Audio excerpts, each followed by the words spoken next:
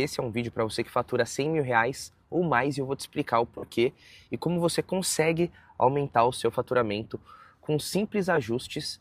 Não que esse simples seja fácil de ser feito, mas eu quero mostrar aqui para vocês o caminho das pedras para que você tenha uma estratégia na hora de montar essa estrutura dentro do seu negócio. Então seja muito bem-vindo se você gosta desse tipo de conteúdo.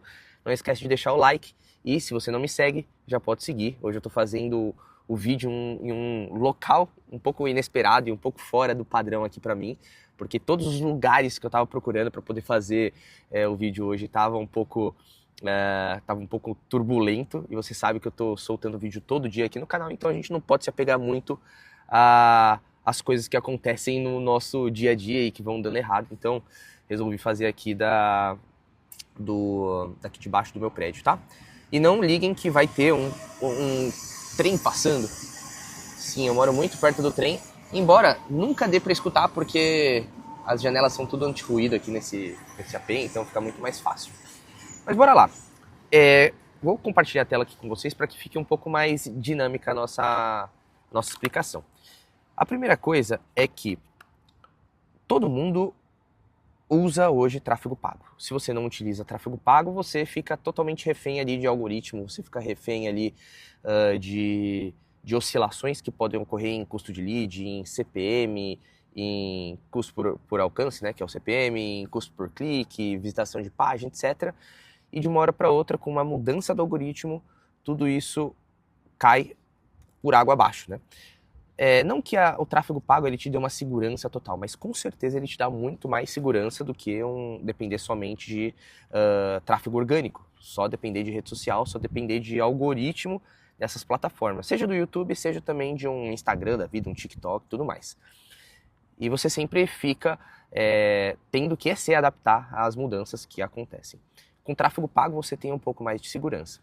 Mas a verdade é que quando a gente vai olhar para todo o dinheiro que é investido, para você que tem um negócio, e esse negócio ele já tem vendas recorrentes, porque se você fatura R$ 100.000, eu acredito que você venda pelo menos todo dia ou toda semana, por um simples fato de que todo o tráfego gerado, seja orgânico, seja ele pago, ele tem como objetivo ou vender, ou você entender quem são as pessoas interessadas no seu conteúdo, no seu negócio, para que você, através desse conteúdo, consiga entender quem são as pessoas mais interessadas mesmo, para no fim das contas você conseguir fazer a venda. Resumindo, todo o tráfego é direcionado para chamar atenção. E na minha visão, uma das coisas que a gente tem mudado muito no comportamento, aconteceu nos Estados Unidos e tem acontecido agora aqui no Brasil também, é a gente focar não só em chamar a atenção da pessoa ou, por exemplo, ganhar um seguidor. Embora ainda tenha muita gente fazendo campanha de distribuição de conteúdo para ganhar seguidores.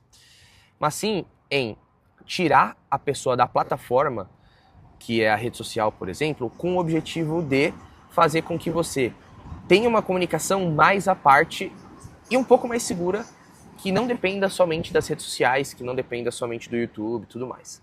Tanto que uma das coisas que eu sempre faço aqui no YouTube, que é o meu canal principal, é chamar as pessoas para um link na descrição, que é para receber os meus e-mails quase que diários e ficar por dentro de todos os vídeos, todas as novidades que saem aqui no canal e tudo que eu lanço também, né? Então tem link aqui na descrição, já aproveita, e se você ainda não está na lista, se inscreve lá para continuar ou para receber esses e-mails. Então esse padrão ele sempre vai ser fortalecido conforme for passando os meses, os anos, justamente para a gente não ficar tendo essa dependência de orgânico, dependência de tráfego pago. E quando a gente pensa nisso, a gente pensa naturalmente em construção de base.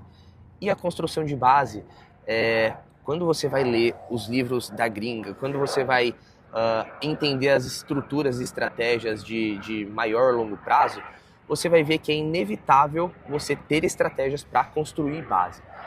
E, naturalmente, construindo uma base, você tem o poder de controlar sua comunicação para quando ela deve sair, para quem ela deve sair e quantas vezes ela deve sair. Isso faz com que a gente consiga ter uma certa previsibilidade, controle e, melhor, reconhecimento de cada lead, reconhecimento de cada pessoa. Porque o que eu gosto muito de falar, que é um papo coach, mas ele é importante, que todo lead, por trás de um lead tem uma pessoa. Por trás dessa pessoa tem uma família, tem desafios, tem sonhos, tem um trabalho que ela tá batendo a cabeça, ou que ela tá feliz em estar ali, e que essa pessoa ela pode ser ajudada de uma forma particular. Olha o solzinho saindo, que beleza, até reluz aqui a careca. Mas você consegue ajudar essa pessoa de uma forma muito particular e muito mais individual, uma vez que você entende quem é essa pessoa. Por isso que eu também acredito muito em quanto mais dados nós tivermos de um lead, quanto mais dados a gente tem de uma pessoa, melhor para a nossa comunicação como um todo, seja no quesito e-mail marketing, seja no quesito WhatsApp, seja principalmente no quesito de comercial, de atendimento, de vendas através de pessoas, ou até mesmo de agente, né? Porque quanto mais informações eu dou para um agente de venda que seja, ou um agente de suporte, mais ele vai estar contextualizado em relação a quem você é, para que você consiga mandar comunicações mais segmentadas, mais personalizadas e muito mais assertivas, condizentes com o momento daquela pessoa, tá bom? Então, passando aqui para a tela do computador, o que eu quero mostrar para vocês de forma direta é como você consegue aumentar o seu faturamento. E ele é um pilar que eu já reformulei esse pilar diversas vezes, essa tríade, basicamente, que eu também não tenho um nome para ela. Vou dar um nome até o final desse vídeo aqui. Se você tem um nome bom, já comenta aqui, porque caso eu dê um nome ruim, eu vou roubar como artista daquilo que vocês estão escrevendo. Mas basicamente, a gente tem esses pilares aqui, esses 3 pilares. O primeiro pilar, quando a gente entende que sim, é importante tirar a pessoa de uma plataforma e é necessário fazer com que eu construa uma base, é a gente fazer o seguinte, primeiro, ter um engajamento com essas pessoas. Vou até aumentar isso aqui, deixar em preto. Aí. É você ter um engajamento com essas pessoas, é você conseguir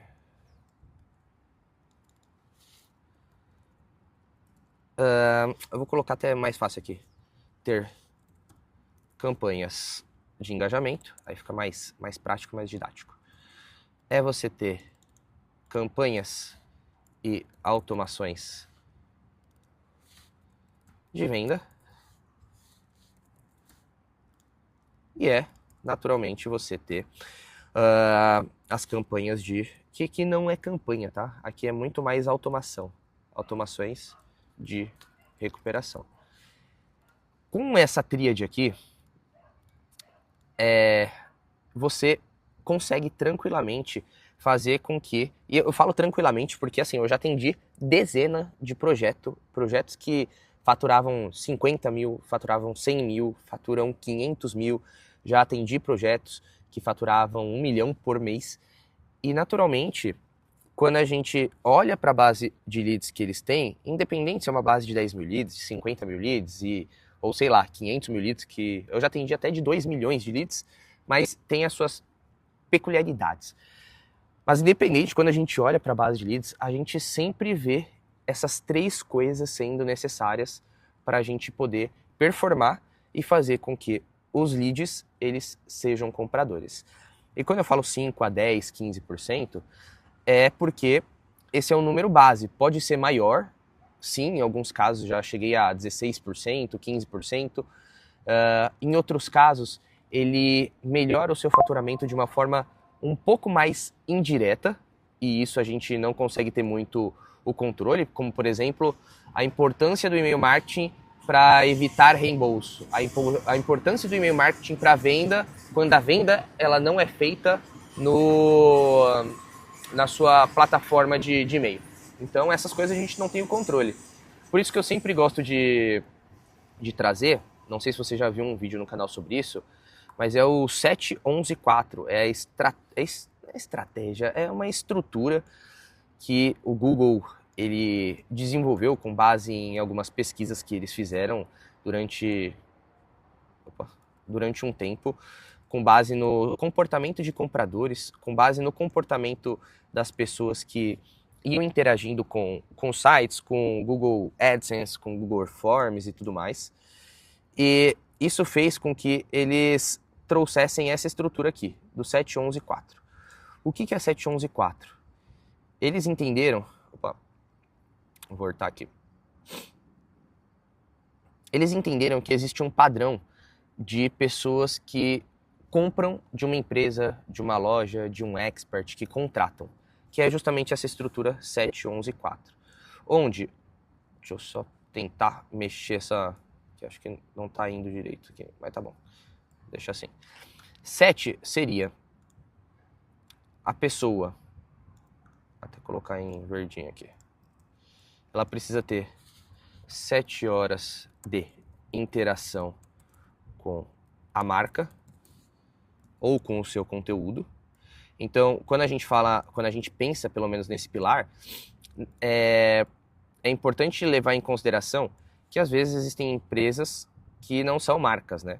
E aí a gente vê um comportamento muito de as marcas estarem cada vez mais se tornando mais pessoais, tendo que contratar pessoas para poder fazer propagandas, tendo que contratar influenciadores, fazer collabs e tudo mais, para que haja uma aproximação do cliente, da marca, do cliente, do futuro comprador, dos leads, da audiência como um todo com a marca, com a empresa.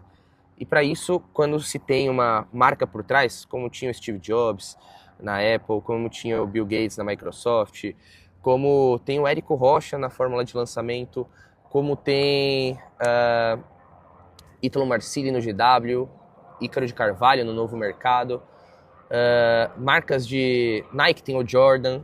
Nike, por exemplo, ela não tinha uma marca por trás da Nike, o criador ele não era muito conhecido, então acaba que eles tiveram que, para criar essa proximidade, contratar o Jordan, e aí foi fechada uma parceria de bilhão acho que já chegou em bilhão, né? Com certeza já chegou em bilhão. Tem a ON também, do Federer, de tênis. Enfim, tem uma porrada de marca que é necessário existir uma pessoa por trás para que haja essa conexão entre audiência e empresa. E ele fala que quanto mais tempo a gente tem de interação com a marca, melhor. Mas o cálculo feito aqui pelo pessoal do Google é que 7 horas de interação é a média que normalmente a gente vê para que uma pessoa compre futuramente. A gente precisa ter 11, vou até usar esse texto aqui, a gente tem que ter 11 pontos de contato com a marca. Ou seja, quando a gente pensa em ponto de contato, é preciso levar em consideração tudo o que você tem de canal de comunicação. Então, se você tem, por exemplo, e-mail marketing, e a pessoa abre 2 e-mails, são 2 pontos de contato. Vamos supor que essa pessoa assistiu mais um story seu, 3 pontos de contato. Aí ela viu um carrossel e consumiu o carrossel, 4. Ela assistiu um vídeo seu no YouTube, 5. Daí ela recebeu 2 ligações e atendeu, 6, 7. Daí recebeu 2 SMS e viu, né, 8, 9. Não adianta só simplesmente mandar os e-mails e não considerar, por exemplo, as aberturas e tudo mais.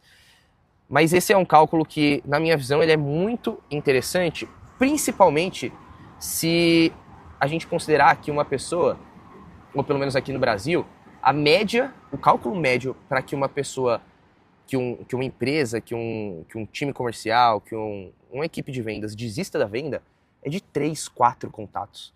Quando na verdade a gente precisa persistir. Você precisa criar processos para fazer com que haja mais vendas dentro do seu negócio. E tem o 4. O 4, chutem aí o que é. O 4 não sei se você acertou nos comentários, mas é pontos de contato. Deixa eu até ver, não consigo ir pro lado. Que doideira. Mas tá bom. 4 pontos de contato. Então, esses pontos de contato, eles são interessantes para que a pessoa ela seja cercada do seu conteúdo. Então, aí sim a gente está falando de ela te viu no YouTube, ela te viu na televisão, ela te viu... Vou contar, tá? Ela te viu no YouTube, 1. Ela te viu na televisão, 2. Ela te viu... Ela teve contato com você por telefone, 3. Te viu na rede social, 4. Então, 4 pontos de contato. Por isso, quanto mais contatos, quanto mais canais você tiver trabalhado, melhor. Naturalmente, quando a gente olha para empresas que faturam 100 mil reais, elas normalmente não dependem de somente um ponto de contato. Ela tem mais pontos de contato.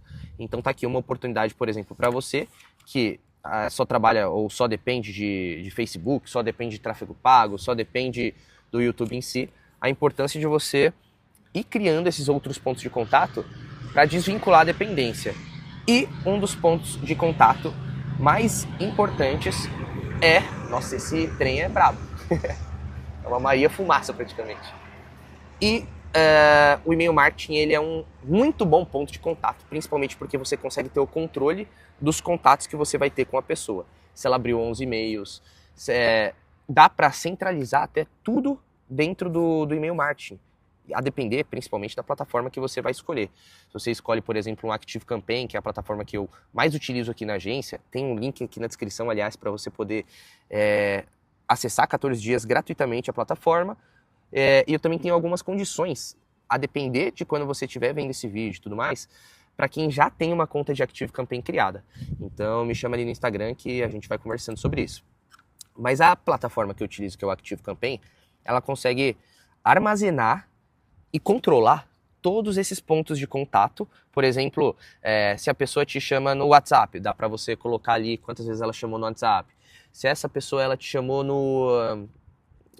se ela abriu o seu e-mail, ela tem ali os seus pontos de contato, quantos e-mails ela abriu. Se você estiver usando o CRM ali dentro, você consegue fazer, ou pelo menos calcular quantas ligações foram feitas e tudo mais. Então é importante que você tenha um data lake, uma central de dados, uma central de informações para você ter esse controle. E, de forma automática, criar todas as automações necessárias para direcionar a pessoa mais quente, mais preparada para uma automação de vendas, a pessoa mais quente e mais preparada para um time comercial, a pessoa desengajada, que já recebeu seus 30 contatos, a ser limpa ou a receber uma oferta muito mais barata ou mais agressiva, dizendo que você vai acabar o contato com ela e tudo mais. Então, quando a gente tem o controle dessa informação, a gente consegue também direcionar melhor a nossa comunicação. Então, o e-mail marketing, ele serve muito como um ponto de contato, claro, mas também como uma central de controle de dados, de informações, para melhor tomada de decisão.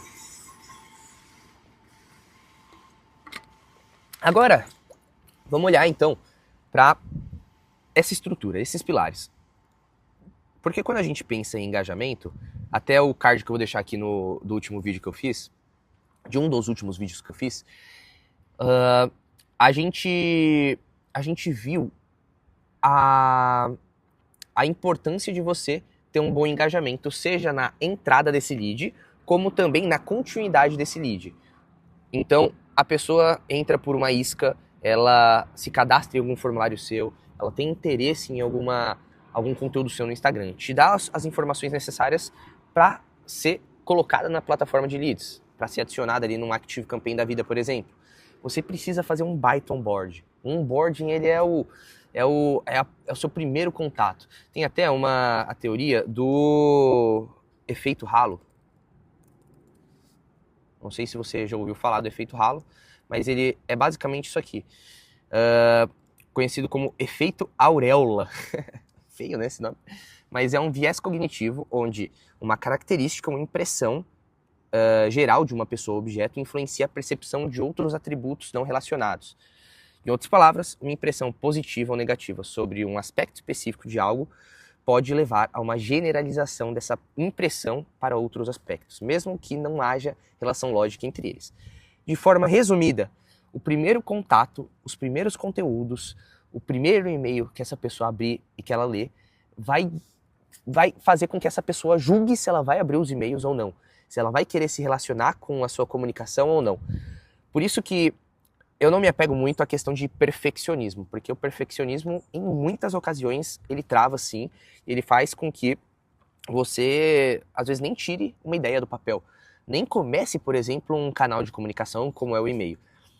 Mas você precisa ter uma estratégia e uma estrutura muito bem configurada e bem definida, e ir testando até, para que você tenha uma boa primeira impressão e para você fazer com que as pessoas queiram ler os seus próximos e-mails, né? Então, cuida bem disso aqui, para que você tenha um bom engajamento da entrada e você vá mantendo o engajamento ao longo dos dias, meses e anos. Tendo um bom engajamento, é natural que você comece a fazer campanhas de venda. E essas vendas elas podem ser tanto por campanhas, assim como engajamento, como também por automações.